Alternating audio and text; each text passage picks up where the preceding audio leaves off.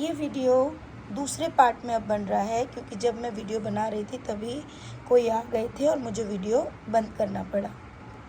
अब हम थे कि वो महिला मुझसे पूछती हैं कि आपको देखकर मुझे कृष्ण की अनुभूति हो रही है। मैं लाखों लोगों को देखती हूँ, लेकिन कोई छवि होती है जो आत्मा को छू जाती है।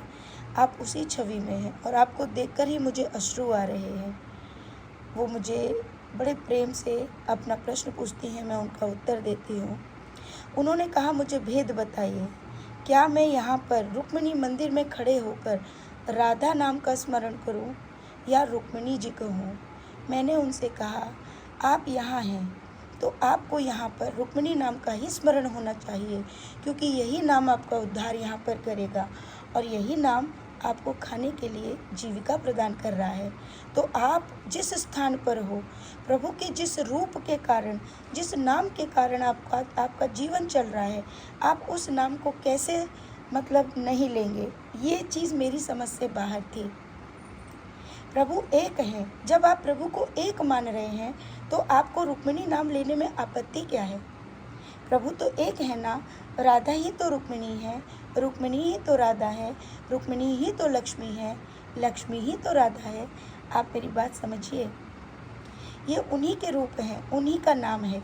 तो सिर्फ एक ही नाम से उद्धार कैसे? ये आपको सोचना होगा। आपको अपनी बुद्धि से और अपने प्रेम से प्रभु के प्रति इस बात को सोचना होगा। जब द्वारिका का कोई भक्त वृंदावन जाता है और वो वहाँ पर द्वारिकाधीश की जय बोलता है, तो उसको अनंत आनंद की अनुभूति होती है। वो जानता है कि बांके बिहारी कोई और नहीं, मेरे ही द्वारिकाधीश हैं। लेकिन जन्म से लेकर अब तक वो उसी द्वारिकाधीश के गुणगान करता है। उसी प्रकार जब ब्रज का कोई वृंदावन का व्यक्ति जाकर किसी और स्थान पर या द्वारिकाधीश आता है तो वो राधे राधे करता है। क्यों? क्योंकि राधा नाम से ही उसका कल्याण है। तो ये बात भक्तों को समझनी चाहिए। ठीक है, मैं जहाँ भी जिस स्थान पर जाती हूँ, मुझसे कोई भी नाम बुलाइए, मुझे उसी नाम में वही आनंद प्राप्त होता है, क्योंकि मैं जानती हूँ प्रभु अलग अलग नहीं है, उन्होंने अनंत लीलाएं की हैं। इन लीलाओं के पीछे के भेद और नाम में मनुष्य की अनंत अनंत चीज़ें और क्रियाएं प्लस मनुष्य का उद्धार लिखा हुआ है। हर स्वरूप ने अनंत लीलाएं की हैं और अलग अलग लीलाएं की हैं। तो उन्हीं अलग अलग लीलाओं के कारण मनुष्य का उद्धार भी है, क्योंकि मनुष्य भी अलग अलग कृत्यों में रमा हुआ है। आप समझ रहे हैं मेरी बातें? ये बोलते ही वो महिला कहने लगी कि अंदर माता जी विराजती हैं और जो माता जी उनकी सेवा करती हैं, दी मैं आपको उनके पास लेके चलती हूँ। अगर उन्होंने आपको साड़ी गिफ्ट कर दी ना, तो समझ जाना कि आप पर माँ रुक्मिणी की बहुत कृपा है। मैंने कहा, ऐसा करो, तुम मेरी रुक्मिणी के लिए, क्योंकि मैं कोई साड़ी नहीं लाई हूँ, तुम मेरी रुक्मिणी के लिए साड़ी और श्रृंगार दे दो, मैं वही उनको अर्पित कर दूँगी, क्योंकि मैं कुछ भी लेके नहीं आई हूँ। एक सुंदर सी साड़ी लेके मैं माँ रुक्मिणी के ऊपर मंदिर में जाती हूँ। वहाँ जो माता जी रुक्मिणी की सेवा करती हैं, वो जैसे ही उस साड़ी को, वो माता जी जो मेरे साथ गई थी, वो उनको साड़ी दे देती है और कहती है, ये माता जी ने दिया है, मीन्स मैंने। तो वो माता जी उसको ले जाकर माँ रुक्मिणी को देती हैं और जैसे ही गर्भगृह से आती हैं, माता जी का रूप बदला हुआ था, वो आते ही मुझे गले से लगाती हैं और मुझसे कहती हैं, आज से तू मेरी बेटी है। और वो मेरा हाथ पकड़कर मुझे गर्भगृह में ले जाती हैं। मैं तो कुछ सोच पाती, उससे पहले ही सब बहुत अलौकिक हो रहा था। मैं अंदर अकेली बैठी रही। उसके बाद सभी जो मेरे साथ भक्त थे, उनको भी अंदर बुलाया गया। हम चारों अंदर बैठे हुए थे। जब हम अंदर बैठे थे तभी वहाँ पर एक महिला आती है और रुक्मिणी माता के मंदिर में वो दीपक जलाती है। जैसे ही वो दीपक जलाती हैं, वो लीलाएं जो है मेरे दिमाग में चल रही थी, जैसे वो दीपक मेरी रुक्मिणी ने जलाया हो। उन रुक्मिणी माता को देखकर मैं बहुत प्रफुल्लित हो रही थी, बहुत अश्रु आ रहे थे। मुझे समझ नहीं आ रहा था कि मैं ऐसा क्या न्यौछावर कर दूं जिससे मेरी आत्मा की तृप्ति हो जाए। मैं कह रही थी, तू मेरी बड़ी बहू है। मैं इस बात को कभी समझ नहीं पाई। तू ही राधा है, मैं जानती हूँ, लेकिन तेरा निवास यहाँ पर है और मैं यहाँ आने में मुझे बहुत देर हो गई। मुझे उस पर बहुत प्यार आ रहा था। तभी मैंने उन माता जी से कहा कि अब मेरी रुक्मिणी के लिए, जब तक मैं जीवित हूँ तब तक मेरी रुक्मिणी के लिए ब्रिज से करवा चौथ पे जिस प्रकार मैं राधा के लिए उसके करवा चौथ व्रत पे डला भेजती हूँ, वैसे ही अब द्वारिका में मतलब हमारे घर से डला आया करेगा हर करवा चौथ पे। ये बात सुनकर माता जी बहुत खुश हो गई। मैंने कहा ये मेरी बड़ी बहू है तो मेरा दायित्व तो बनता है मेरी बड़ी बहू के लिए भी डला भेजने का, यानी कि श्रृंगार और जो भी वो पहनेगी करवा चौथ पे। ये बात मैंने बोली और इसका दायित्व भी मैं माँ रुक्मिणी को देती हूँ कि वो मुझे याद दिलाएगी कि मैं कहीं भूल न जाऊँ। उसके लिए सक्षम भी यही मुझे बनाएगी कि मैं उस कार्य को कर पाऊँ। ये बात सुनकर माता जी बहुत प्रसन्न हुई, बोलने लगी कि तुम्हारे भाव बहुत सुंदर हैं। उसके बाद मैंने कहा कि मैं अपनी रुक्मिणी के पास पहली बार आई हूँ और मैं चाहती हूँ कि उसका ध्वजा लहराऊँ। उसके बाद उन्होंने पंडित जी को बुलाकर ध्वजा लहरवाया। माता जी स्वयं मेरे साथ पूरे मंदिर की परिक्रमा करते हुए नाचते गाते हमने ध्वजा लहरवाई। ये आनंद मैं आपको शब्दों में नहीं बता सकती। ये वो भक्त जो मेरे साथ थे, सोना और जो 2 भक्त थे, वही बता सकते हैं कि उन्होंने कितना आनंद पाया। इसके बाद वो माता जी मुझसे कहने लगी, अब कहाँ जा रही हो बेटी? मैंने कहा मैं भेंट द्वारिका अब जाऊँगी। तो वो कहने लगी, काहे से आई हो? मैंने कहा मैं ऑटो से आई हूँ। तो उन्होंने कहा नहीं नहीं, तुम ऑटो से नहीं जाओगी, तुम्हारे पिताजी आ रहे हैं। वो पिताजी यानी माता जी के हस्बैंड बोले वो भेंट द्वारिका में उन्होंने जो सोनी की द्वारिका का एक म्यूज़ियम बनाया है वो उन्हीं के द्वारा बना है। तो वो उन्होंने बताया कि वही तुम्हें अपनी गाड़ी से भेंट द्वारिका लेके जाएंगे। नहीं नहीं, तुम ऑटो से नहीं जाओगी। मैं ये सब चीज़ें सुन रही थी और मेरे साथ आए भक्त भी ये सब सुन रहे थे और किसी के समझ में कुछ नहीं आ रहा था कि हमने तो कुछ ऐसा भी नहीं किया कि जिसके लिए माता जी हमसे इतना प्रसन्न हो रही थी। लेकिन मैं ये जान रही थी कि ये कुछ नहीं, ये मेरी रुक्मिणी है जो ये सब प्रेम मुझे दे रही थी। मेरे को रोना बहुत आ रहा है लेकिन मैं रोऊंगी नहीं, अन्यथा वीडियो रह जाएगी। और ये करते हुए पिताजी आए। पिताजी आके मैंने उनके चरण छुए। उन्होंने कहा नहीं नहीं बेटी नहीं, मतलब पैर छूती है। गाड़ी में हम सब बैठ गए। स्कॉर्पियो बड़ी गाड़ी थी, जो नई गाड़ी अभी निकली थी। वो गाड़ी बहुत सुंदर थी, ब्लैक कलर में वो गाड़ी थी। उनका एक ड्राइवर था जिसकी उम्र भी 45-46 के बराबर होगी, बहुत ही पतले दुबले। और उन्होंने आके मेरे चरण छुए। मैंने कहा कि आप चरण मत छुइए। उन्होंने बोला नहीं नहीं, आप ही का इंतज़ार हो रहा था। मैं तो समझ ही नहीं पाई। पिताजी गाड़ी के आगे की ओर बैठ गए, मैं पीछे की ओर बैठी थी और वो भक्त भी मेरे साथ बैठे थे। हम द्वारिका यानी भेंट द्वारिका की ओर निकल गए। जब से हम उस गाड़ी में बैठे थे तब से ही भगवान कृष्ण की बात पिताजी कुछ बता रहे थे, जो रुक्मिणी माता मंदिर के पुजारी थे। वो उनके बारे में बताए जा रहे थे और हम सब रो रहे थे। और वो जो ड्राइवर था ना, वो कुछ ज़्यादा ही रो रहा था। लेकिन मैं समझ पा रही थी कि ये सब प्रभु की लीला चल रही है। आगे चलते गए, हम डायरेक्ट भेंट द्वारिका पहुंच गए हैं। भेंट द्वारिका जाकर हमें मंदिर में बहुत अच्छे तरीके से विशेष रूप से सभी के दर्शन कराए गए। चावल का दान हुआ, पानी का दान हुआ। वहाँ पर हमें भगवान जी के परम उनके प्रसाद यानी जो भगवान वहाँ पाते हैं, जो माता रुक्मिणी के द्वारा हाथों से बनाए गए भगवान श्री द्वारिकाधीश जी के मंदिर से जो प्रसाद आता है, वो भोग जो भगवान ने पाया था, वो थाल हम सबको खिलाया गया। इतना सब सेवा करने के बाद भी पिताजी ने कहा कि अब तुमको ये द्वारिका तक ये हमारा ड्राइवर छोड़ आएगा। अब हम लोग द्वारिका की ओर निकल गए हैं।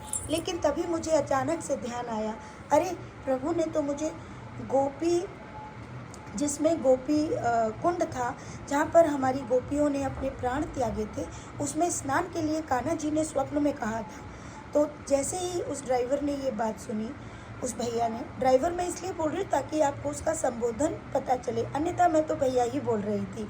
और सच कहूँ तो मुझे तो भैया भी नहीं निकल रहा था, मेरे मुख से तो बेटा निकल रहा था, लेकिन मैं बोल नहीं सकती थी। मैंने कहा कि वो भैया हमको, ड्राइवर भैया हमको भेंट वहाँ भी जाना था, गोपी कुंड भी जाना था। उन्होंने कहा कि माँ मैं आपको लेके चल रहा हूँ। वो मुझे माँ ही बोल रहे थे। और जब वो लेके जाने लगे प्यारे भक्तों, वहाँ पर जो चीज़ हुई ना, वो बहुत अलौकिक थी। गाड़ी बहुत तेज़ चल रही थी, चारों तरफ सुनसान सा था, खाली सड़क चल रही थी।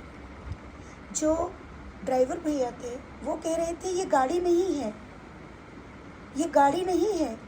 ऐसे बहुत अलग उनकी जो वॉल्यूम थी ना, वो बहुत अलग थी। बोले ये गाड़ी सड़क से 1 से 2 फुट ऊंची उड़ती है। ये गाड़ी स्वयं रुक्मिणी है, इसमें रुक्मिणी माँ का वास है। तभी ना वो ड्राइवर इतनी तेज चिल्लाते, उनका पूरा शरीर कांपने लगता है। उन्होंने मुझे आगे की सीट पे अब बिठाया था क्योंकि पिताजी भेंट द्वारिका रह गए थे। मुझे वो कहते हैं, माँ बैठो, ये गाड़ी तुम्हारा इंतज़ार कर रही थी। मुझे कुछ समझ नहीं आ रहा था। सभी तीनों भक्त भी बड़े आश्चर्य से उनको देख रहे थे। हमारा फ़ोन ऑन नहीं था, अगर फ़ोन होता तो शायद मैं भी उस क्षणों को दोबारा देख पाती, सुन पाती। वो ड्राइवर भैया बोले, बहुत तेज़ वो चिल्लाए, उनका पूरा शरीर कांप गया था। गाड़ी बहुत स्पीड में चल रही थी। उन्होंने कहा, माँ ये गाड़ी नहीं है, ये रथ है। आज मेरा रथ धन्य हो गया, मेरी माँ इस पर बैठ गई। मैं 11 वर्ष से अपनी माँ से विरह में हूँ। मेरी माँ 11 वर्ष में मुझे छोड़ गई थी। और वो बहुत तेज़ से उसने दोनों हाथ अपने स्टीयरिंग पे मार दिए। गाड़ी वहीं पे उसने रोक दी। सामने से बड़ा सा ट्रक आ रहा था। मुझे कुछ समझ नहीं आ रहा था, सारी बुद्धि क्षीण हो गई थी। मुझे कुछ तो याद आ रहा था लेकिन मैं कुछ भी याद नहीं कर पा रही थी। सारे भक्त रो रहे थे, वो तो बहुत तेज़ तेज़ रो रहा था, माँ माँ, मतलब समझ नहीं आ रहा था। मेरा हाथ स्वतः उनके सर पे चला गया। मैं इतना तेज़ रो रही थी, मुझे समझ नहीं आ रहा था ये क्या है। आगे सामने ट्रक खड़ा है, गाड़ी एकदम स्ट्रिंग पे। उसको नॉर्मल किया। मैंने कहा कुछ नहीं हुआ है, परेशान मत हो। ये करके वो नॉर्मल हुए। गाड़ी आगे चल रही थी। थोड़ी देर के बाद ही वो बहुत नॉर्मल हो गए, जैसे कुछ हुआ ही ना हो, कुछ भी हुआ ना हो।